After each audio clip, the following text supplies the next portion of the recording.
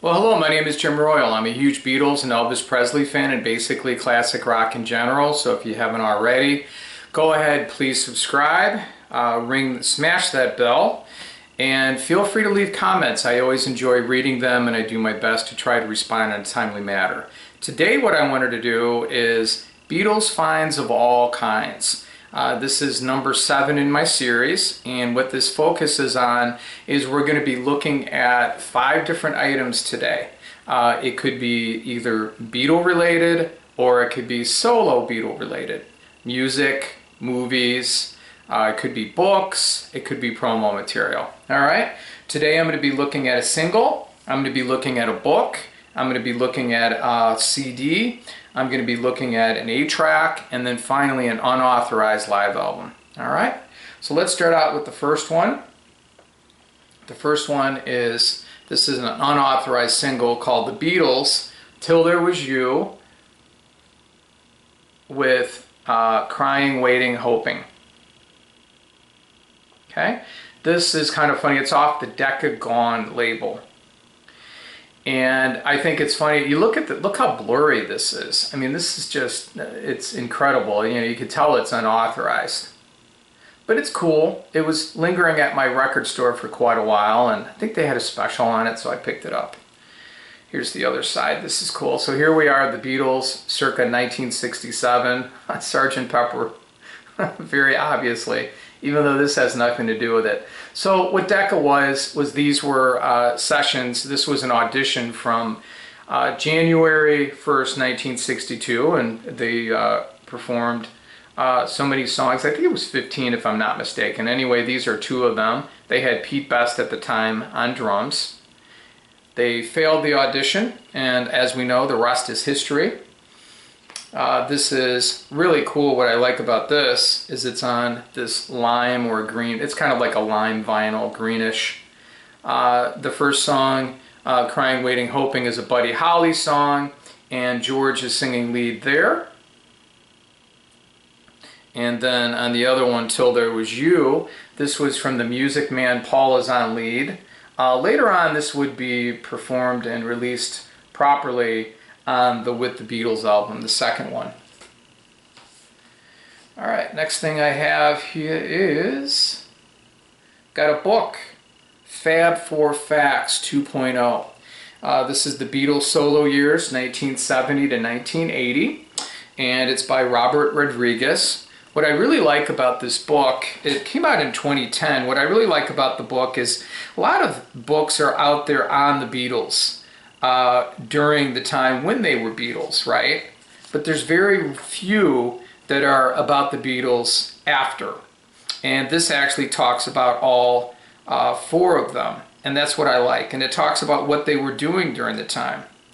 I'll give you an idea of this. So what this is this is not necessarily going to be, and it's not, you know, hey, here's Band on the Run and we're going to talk about each song. It doesn't do that, okay? It skims over the albums. It gives you an idea. But I'll give you an idea. This is chapter 17, and you better believe it, baby, they're number 1s. So this talks about during that first decade, the Beatles being solo artists after the Beatles. You got George Harrison, My Sweet Lord with Isn't It a Pity. It was a double A-sided single. It says it was number 1 December 26, 1970 to January 16, 1971. Then it goes into Paul and Linda, Uncle Albert, Admiral Halsey. That was from Ram, and that was number 1 on September 4th, 71. And then it goes into Paul McCartney and Wings, My Love, June 2nd, 73 to June 23rd, 73. And it actually goes all the way up until 1981 with Just Like Starting Over, the John Lennon song. And unfortunately it passed away and it zoomed to number 1 after that.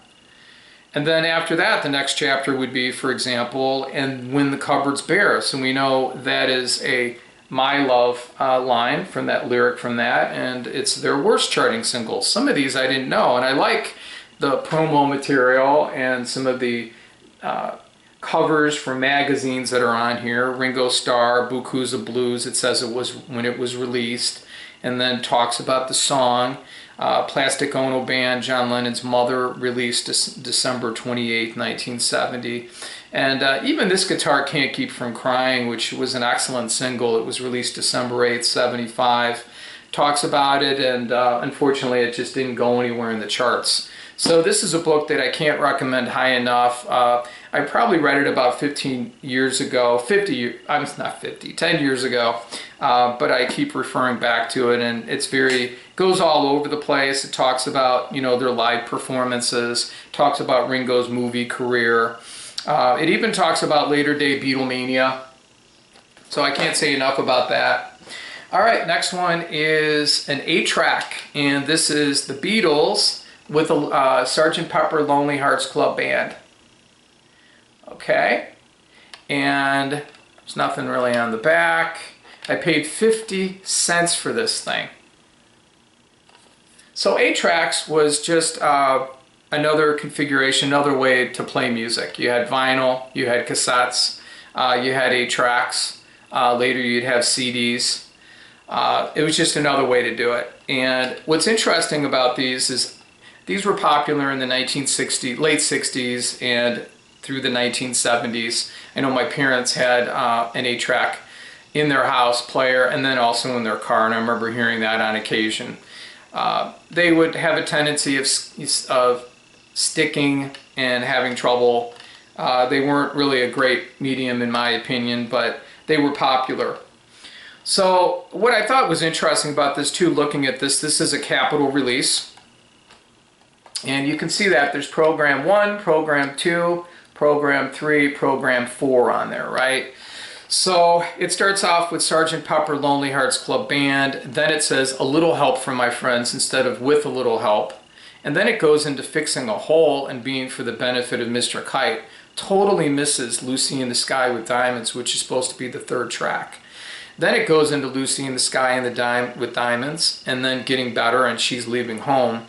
And then program 3 is Within You Without You, and then it has A Day in the Life on it.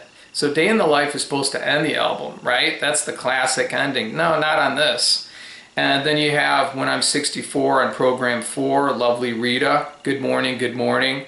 And then finally Sgt. Pepper Lonely Hearts Club Band reprise. I just thought that was interesting. I had to show you that. So that's the 8-track of Sgt. Pepper Lonely Hearts Club Band, the US version. All right, and then I've got, I think this is interesting. This is an unauthorized CD. It's called Paul McCartney Back in the USSR. What I like about this is this was recorded over a 2-day period in July 1987. It's Paul paying tribute to his heroes in rock and roll, early legends. He does Kansas City 20 Flight Rock, which was a song that got him the audition he won to join the Quarrymen with John Lennon. Lottie, Miss Claudie,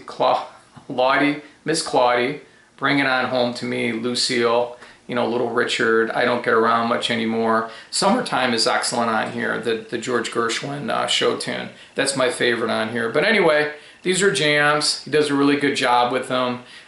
He recorded them in '87, and then in 1988, they were given to Russia and put on a small Russian label, kind of as a form of, goodwill, from the West to the East. And it was originally 11-track, and then it was 12 songs, and I think 13 songs. We finally got it here in the States and in the rest of the world in Europe in 1991. It had 14 songs, had the song I'm in Love Again. What's interesting about this is, if you can see this, it has some additional songs on there. I believe he recorded 20 songs during these sessions. Now there's some alternate takes on here, but he has I Saw Her Standing there on there. It also has Peggy Sue and That'll Be the Day, and it's got As Simple as That, which wasn't recorded for that. It was recorded for Heroin, Not Doing Heroin, a tribute album. So that was thrown in there too. But it's done really well. I picked this up at a record show in 1989, and you can see it looks pretty professional. I paid $27.99 for it, so I thought that was kind of fun. All right, our last item today is an unauthorized live album. This one comes from George Harrison, and it's called George Harrison, A Dark Horse in '74. And horse is H-O-A-R-S-E,